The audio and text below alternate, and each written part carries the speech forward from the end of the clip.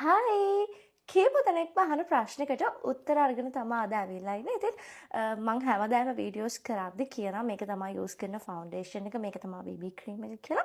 හැබැයි ඉතින් අද වෙනම වීඩියෝ එකක් අරගෙන ආවා ඔයාලා අහන හින්දා. ඉතින් පළවෙනියෙන්ම තියෙන්නේ මගේ BB ක්‍රීම් එක. මම යූස් කරන්නේ වියානා එකේ BB ක්‍රීම් එක. මේකේ ෂේඩ් එක සෑන් ග්ලෝ මට මතක විදිහට. මේක නම් ඩේලි වෙයාර් වලට අයිඩියල්. ඊට පස්සේ මම යූස් කරන එකක් තමයි CCUK බ්‍රිටිෂ් කොස්මටික්ස් ලගේ සන්ස්ක්‍රීන් තියෙන ෆවුන්ඩේෂන් එක. මේක මාරම පිග්මන්ටඩ්, මේක මම හිතන්නේ ලොකු හොඳ කවරේජ් එකක් තියෙනවා. මේකේ මගේ ෂේඩ් එක නම්බර් 15. මේක මම ගොඩක් වෙලාවට පොඩක් හෙවි මේකප් එකක් ඕන වුණත් යූස් කරනවා. සමහර වෙලාවට ලයිට් මේකප් එකක් ඕන වුණාමත් යූස් කරනවා. මේකේ දෙකටම යූස් කරන්න පුළුවන්. ඔයාට ඒක බැලන්ස් කරගන්න පුළුවන් නම්.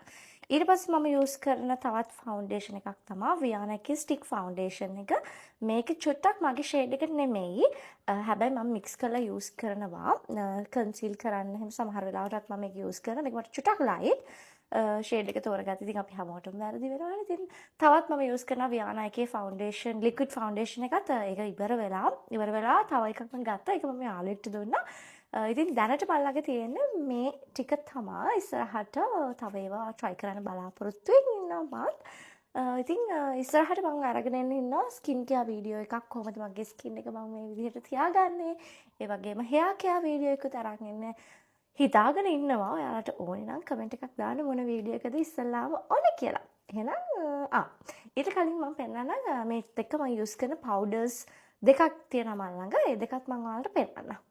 මේ තියෙන්නේ මම යූස් කරන පවුඩර් එක ක්‍රීම් කම්පැක්ට් පවුඩර් එක. මේක CCUK එකේ කම්පැක්ට් පවුඩර් එක. මේක වියානා එකේ සිල්ක් කම්පැක්ට් පවුඩර් එක. ඉතින් මේ දෙකෙන් ෆේවරිට් මොකක්ද කියලා අහුවොත් මම කියන්නේ මේක. මොකද ඔයාලට ෆවුන්ඩේෂන් එකක් BB ක්‍රීම් එකක් නැති වුණත් මේක යූස් කරන්න පුළුවන්. මේක මගේ ෂේඩ් එක Harvest Beige number 14 තමයි ෂේඩ් එක. මේක එක්ක මම ඔයාලට ඉස්සරහට වීඩියෝ එකක් අරගෙන එන්නම් කොහොමද මම මේක යූස් කරන්නේ ෆවුන්ඩේෂන් එකක් නැතුව කියලා. එහෙනම් thank you වීඩියෝ එක ඉවරනකම් බලුවට. ඔයාලට මොන හරි ප්‍රශ්න තියෙනවා නම් කමෙන්ට් කරගෙන යන්න.